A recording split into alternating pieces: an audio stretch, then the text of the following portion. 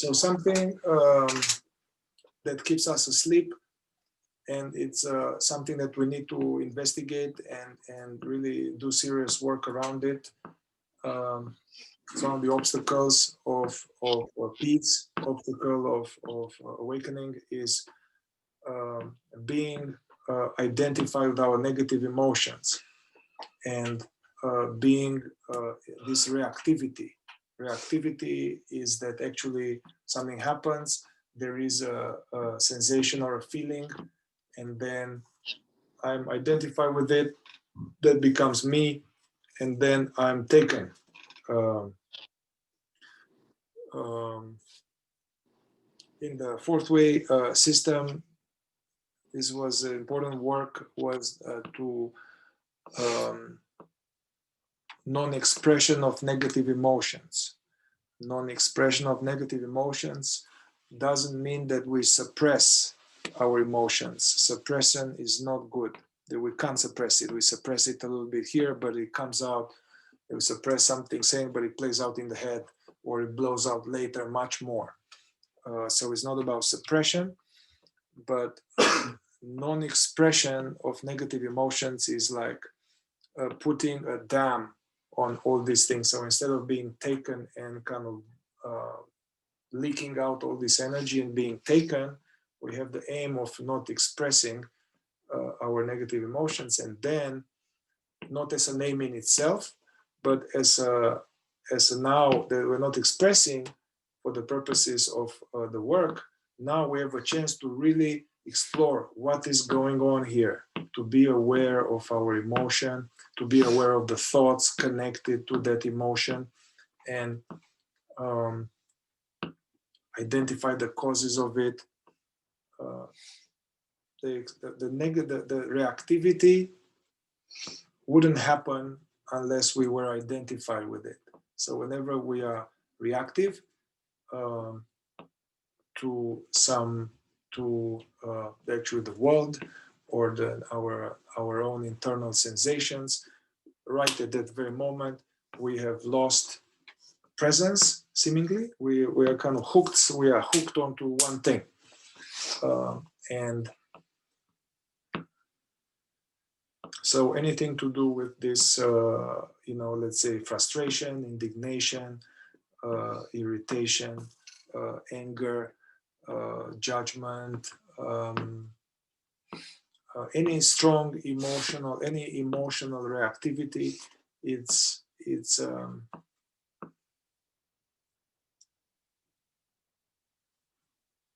needs to be investigated.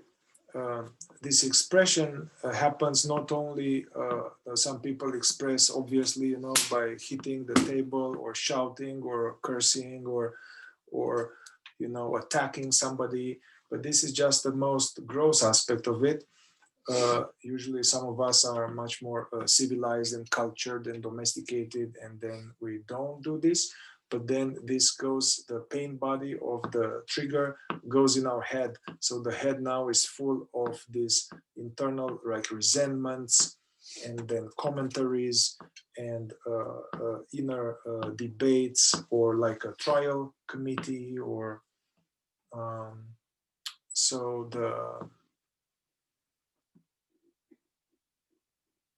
a lot of the negative emotions are based on some faulty attitudes. So it's important to disable these faulty attitudes. Some example of faulty attitudes are that I feel like this because of you did that. Somebody else is responsible for my current emotional state. This we've been raised with that.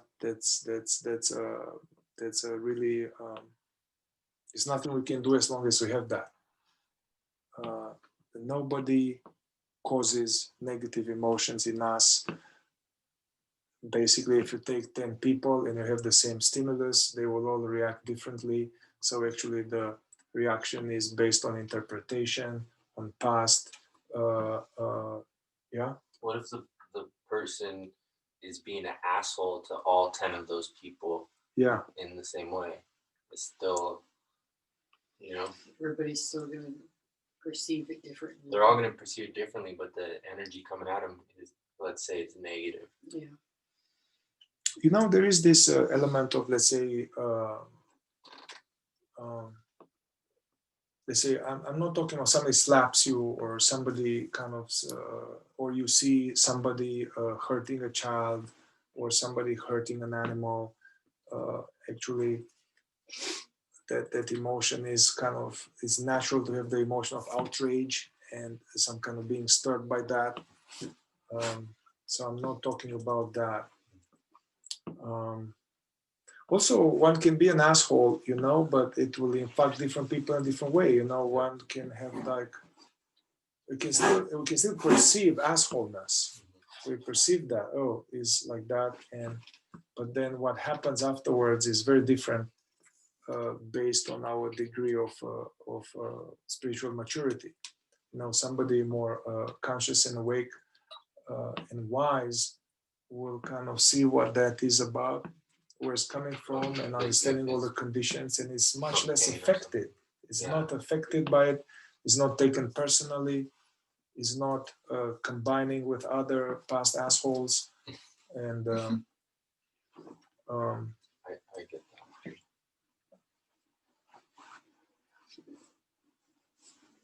From another point of view, I mean, this appears in many teachings, but I don't know if you guys are familiar with this guy, David Hawkins. Part of his teaching was basically to cultivate, this is like a heart, so far usually I talk about spiritual consciousness, mental, this or that. I haven't talked much about emotional development of the heart, but a very powerful area of work and growth is this one, is to cultivate lovingness, cultivate benevolence towards all things and all life, including oneself. Cultivate lovingness or benevolence. Now, lovingness is not to be love, oh, you know, I love you and all that. There's nothing to do with that. That actually is pretty superficial, shallow, it's not real stuff. Lovingness or benevolence, meaning that it's more like an attitude. It's an emotional attitude of having goodwill. Yeah, it's a state of being. It's an alignment. It's not a feeling. It's an alignment of having goodwill and benevolence. One being having goodwill and some kind of natural lovingness towards all life, also animals and everything, including oneself. Many people they have, I mean, some people on a spiritual path, they somehow are able to be kind of loving and kind towards the world, but they are very nasty and negative towards themselves. So it's very important to watch for this internal kind of putting ourselves down or criticizing, or, man, what's wrong with you? Come on, man, what the fuck? So this is as if, so having this benevolence, lovingness towards everything, and then just to having that as a practice, then this opens a lot of avenues of exploration, because very often we are going to have something which is not like that. And the work with anything comes up which is not like that, any resentment, any hatred, any judgment, any all that, that is something to be seen and released. Now, they say there's one, I mean, in the path was that there's one as goes on the path, one has the ability to have this overall goodwill. However, some people, no. So some people that are particular assholes or hurtful or harmful, then the benevolence stops right there, and then we are going into kind of being negative or upset about them. So that's more advanced, basically, to have the degree of heart development, consciousness development, to have what's called unconditional love or unconditional benevolence towards all things. Now, this doesn't mean that we are doormat. This doesn't mean that we take shit. This doesn't mean that some things need to be stopped. So one can have an attitude of unconditional benevolence towards all life and kill somebody because it is harmful. That person kills other people. It is hurts other people. So that needs to be stopped. And the most loving thing to do is to kind of that thing to stop. So it's not passivity, it's not kumbaya and taking shit. So it's more like some internal emotional alignment. The understanding behind this is that any type of negative feeling towards anybody, no matter how seemingly justified it is, because they have hurt us and because they are really fucked up, and it is true. It is true. Some people are really fucked up and they are hurtful. But if we somehow harbor, especially for long term, harbor any kind of negativity about that actually hurts us. Any type of negative, I'll just give it to you, let me give you a moment. Any harboring or chewing on resentments, actually resentment is kind of goes to cancer sooner or later.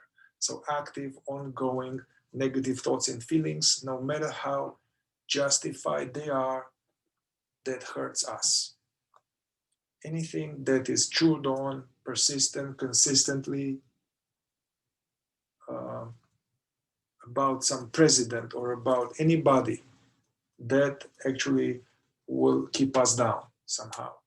As I say, it doesn't mean that we can totally get to a point where we are having no ill will towards anybody, yet we stop this thing and we don't allow that, and we report this guy and we call the cop on this guy and we block somebody, and we are, it's not being a doormat. Actually being a doormat and taking shit, it's also very unloving towards ourselves and will take us down too. Yeah. Okay, so if you've been harboring bad feelings towards people for years, how do you unlearn that?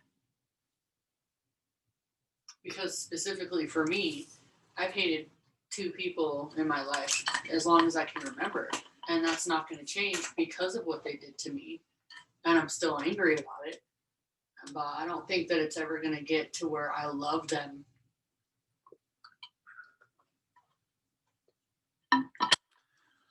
Yeah, I know the situation, I get it. So how do you get past that? This is due to lack of processing and lack of kind of doing work around that. And I totally understand the legitimacy of resentment and being hurt deeply. And so, but what is possible is to actually really understand. We have to have understanding first. You are not doing it to be nice to them. It's not about them. It's that maintaining this inner landscape of inner negativity, actually it hurts you. It hurts you at the level of, and this is like scientific, man. This is that it blows the meridians, and sooner or later, if it's chronic, it starts to affect an organ at some point. And so it is for you, because basically now we are continuing to suffer, and we are doing it ourselves to ourselves, although the shit that happened was a long time ago. It is possible to process the event deeply. Part of that processing means to fully feel those things, and then for the process of witnessing and feeling those things, you get help. You get help from your true self and from God, and then you will kind of at some point you'll start to see things somehow differently, and you understand actually the why this was happening, and then you also understand that this only hurts you, and then there comes there's some kind of discharge. There's that hurt. Basically, the reason why you have it like that is that is still active in you. But that can be discharged. It can discharge, and then you don't need to get to, oh, I love him, and actually, no, it's not like that. It's more like that you are like neutral, and you are neutral towards that person. Neutral meaning that it doesn't eat on you anymore. So that becomes, instead of active pus, it is like a scar. Okay, but I've been that way since I was 18. I haven't had to worry about it. I don't have to worry about them or what they're gonna do to me because I'm not under their roof. But now in healing, that has affected me because processing, I guess I didn't process it or whatever. So now it's just built up, and I feel like I can't get out. So I don't quite get it. So you don't have to deal with that person, and you didn't think about those people much, but now because you started to do therapy and stuff, it probably comes up. Yeah. Yes. And now it's like churning. Exactly. Yeah. Okay. So it's like stuck. I can't break it in pieces, and that's what I want to do. I want to investigate all the little pieces to figure out how to heal it. Yeah, I understand, and actually, it's it was kind of buried there, and it's a good system we have that it buries. Otherwise, we carry all this active stuff all the time, and it's like we're going to go nuts. But things are kind of repressed, and many pass kind of in the basement of hurts, and then part of becoming more aware and healing, then this come to the surface just for the very purpose of healing, and then there are ways to really take time and do that, in one-on-one or in some medicine journey, to really focus on that. And then I've seen it many times. I've seen myself. It is possible. So then you set yourself free. You are free from that. Right. I had like some guy who was actually, he was my first teacher, and he I really kind of put him on a big pedestal, and it was seemingly a very important figure in my life, very important, and I trusted him, and I loved him, and I learned from him, and then he had his own out of integrity stuff, and he developed spiritual abuse and all kind of bad stuff, sexual stuff. And somehow it took me some time to realize it wasn't this obvious nasty. It was really the Luciferic thing. Like, seems it's good, but actually it's really bad. And then anyway, it blew up, and then so I had for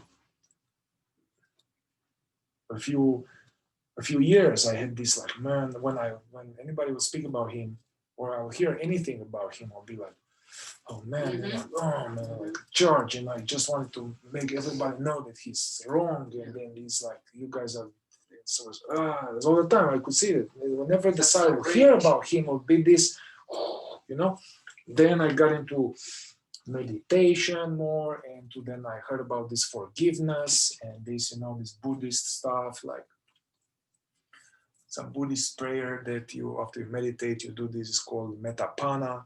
So you say, oh, I pardon all those who hurt me willingly or unwillingly. May they be happy and peaceful. And so I was trying to do that. I was doing that. And I felt, okay, I'm good. I am kind of forgiving him and all that.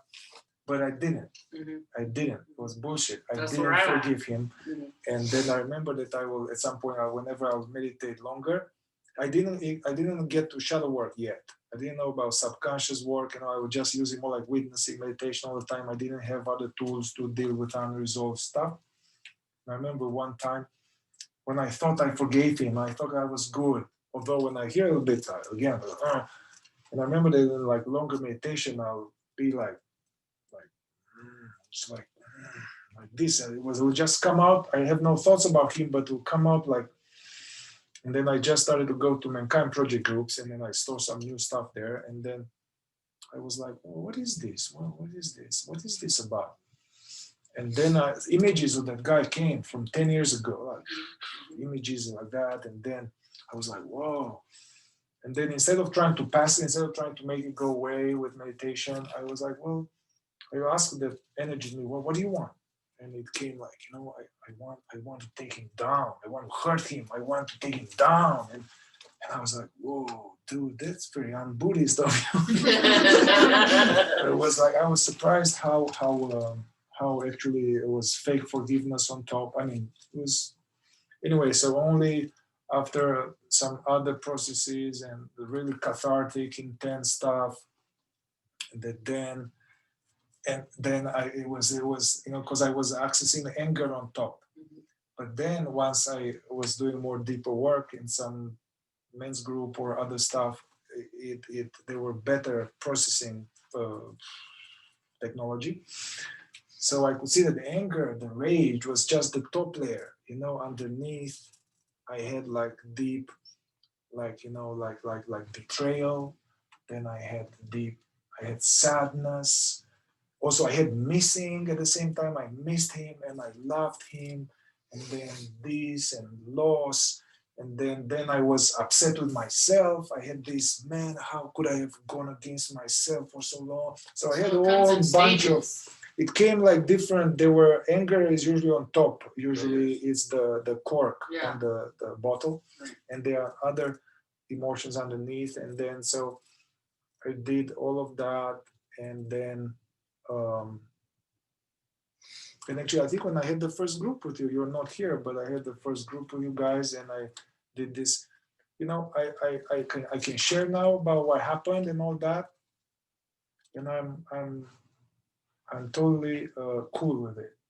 It doesn't trigger me. And then also when I think of him, I have love for him. I don't respect him. But. So how do you have love for somebody that you don't respect? Like, I don't get that. Well, you don't need to worry about trying to love them. Don't worry about that. But to answer your question, to answer the question is that what, and just you don't have to believe me, but that's what this teaching say, and I verified it. What we are is love. So we are love. And actually, if you say, I love you, actually, at some point we can realize that the three words mean the same thing. Actually, our true nature is not just dry witnessing presence. Actually, it's like love, our lovingness, our there's love in what we are. And then the other person is the same, and love is the same. So basically, we there is love, which is now covered with all this stuff,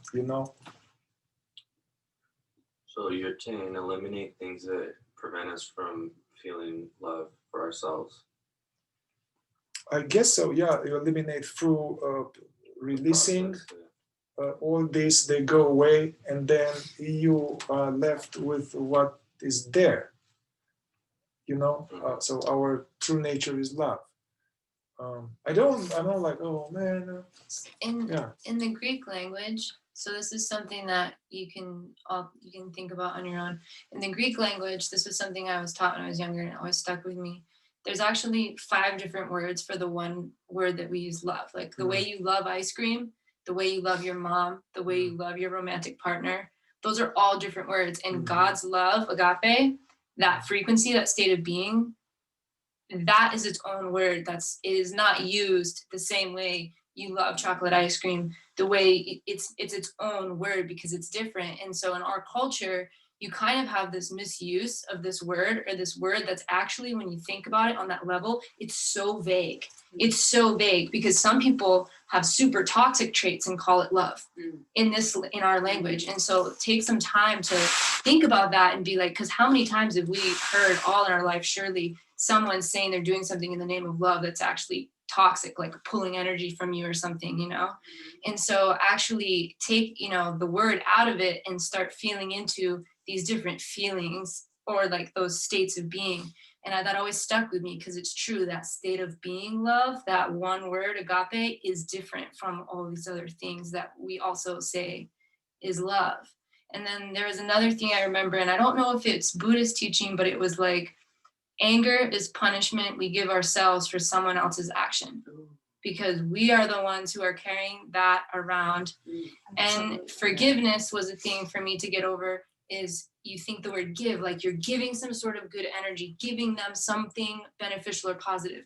What you're doing is you're giving yourself space because you're no longer carrying around these debts. When you have all these, like, think about it, like you're the one carrying around the tally of the debts that all these people, they're not carrying that weight. They don't have that notebook in their purse of all their debts. You're the one carrying that around. And so you're more or less, you're not like, oh, I forgive them, I'm going to give them chocolates and send them a card. It's like you're not giving them anything. You're just releasing what you're carrying around of theirs, their debts, that tally. You're saying, I'm not going to have that tally. And the last thing, and I hope I'm not oversharing, but the last thing that helped me on this subject was someone explaining that the reason the present moment is called the present is because it's a present, it's a gift. And anytime that you're in your present moment, you're taking that gift. So all we really have actually. If you're living any different way, or like, let's say someone cheated on you, so you don't trust anymore or whatever, you're taking that gift and you're giving that repeatedly, that you're present, over to that person who is stealing your energy in that moment, or making you act differently because of what they did to you. And so maybe this wasn't real work, but I'm a stubborn bitch, and out of pure stubbornness, once that got in my mind, I was like, oh fuck no, I'm not giving my present to them anymore. I like that you like put it that way, because I'm that way. I'm stuck up bitch too, and I don't, you know, I don't feel like I should have to forgive him. Like that shouldn't be on me. But in order to get over it, I have to realize that I'm the one that has to fix it, because he's never gonna fix, or they are never gonna fix it. Well, and also, again, we have that concept that forgiving means you're doing something for them. And really, it's just for you. Yeah, it's just like, why, you know, you're the one carrying the bag. They're not the one carrying that the bag. Is what hit me right there. Like, you're the one carrying all this debt. Don't do it no more. Yeah, there was this, very good. Yes. That was very well said. Yeah, thank you. Very well said. Thanks. I don't always want to like over interject, but that's perfect. I appreciate it. That was perfect. So there was this, I don't know who said it, but a quote that whenever we somebody hurt us, and then, or we carry any anger or resentment towards someone actively, it's like we are taking some poison and we are waiting them to die. You know? Oh yeah. And you want them to die, but you're taking the poison. Yeah, we are taking the poison and expecting them to die. Yeah. And and so the more we become more conscious, actually any negative hello? Any sense of any small negativity, any sense of thing, it bothers you. Listen, it's just like the sticks name. out. If anybody says their name, it triggers me. I don't know why, but because I have flashbacks of what happened when I was younger. So anytime I hear their name, it's just like, and then I just think about all the flashbacks and everything, and why I hate them, and you know, whatever. Well, it seems like it's coming up for you, and it's good to kind of, you know, talk offline or something to do some deep work around that. It's fine. It reminds me of something else that I thought of when you were speaking about this a minute ago, is also too, I think at some points in our lives, we've gone through things where we have like less self-love, or even maybe we were too young to fully grasp how wrong something was or whatever. Yeah. And then you start doing more self-work and you think it's all old. And sometimes I feel like I'm getting like new angry because now I have boundaries I never had before. Yes. And now I'm like, actually, that was fucking bullshit. Right. And I'm angry now. Yes. This isn't even old anger. Yes, This is yes. new anger because I Absolutely, actually 100%. like, Yes. realizing that now I'm like looking back and being like, actually, you know. Because I think now we're able to be angry. Back then, I don't think we were able to be angry because we were just kids. So, and anger is a big emotion. And you don't Kids even, aren't yeah, supposed you're to not know even that. like there to fully like Right. grasp like, you know, this is someone supposed to be protecting me. Yeah. This is, and then these are all the things that you get later in life, these perceptions and these expectations. And some of these expectations are there rightfully so. Yeah. And you didn't always like, you know, they weren't as concrete at that age. And so I thought of that earlier, and it's like, so maybe you're just allowing you now too, though. So I'm like, It's true. Wow. So your situation with legitimate, hurtful, terrible, nasty shit that shouldn't be, that somehow is still happening, that it needs this demand for deeper work, you know, Of course. demand for deeper work for someone somehow that you can actually process that file so it affects you less, you know, and it is possible. It is possible. That would be great. Yeah. That's partly why I'm doing this shadow work too, because I don't know, you know, stuff that one time where everybody was in the circle, I was not expecting that. I was not. Yeah. That Yeah. was like totally legit. That happened. I broke down and cried, and I felt feelings that I've never felt before. So it was like really eye-opening. But I don't want to feel those. That's why they were buried, you know? Yeah. Also, you couldn't, and we are kids, we can't handle all that. Right, So yeah. our divine intelligence protects us, so they are saved for later, you know, Yeah. and later is And then here. it just, Yeah. You're not threatened at the moment. We were threatened when we were children. We're not threatened in the present moment. it's true. Also, the level of development of a child, so there's not enough stability of consciousness and wisdom to process trauma. So that's for later, you know. But I want to say something, so, you know, that's important too about anger. So it's not, anger is an emotion that is here. It's not a mistake that we have, there's anger. Actually, there is,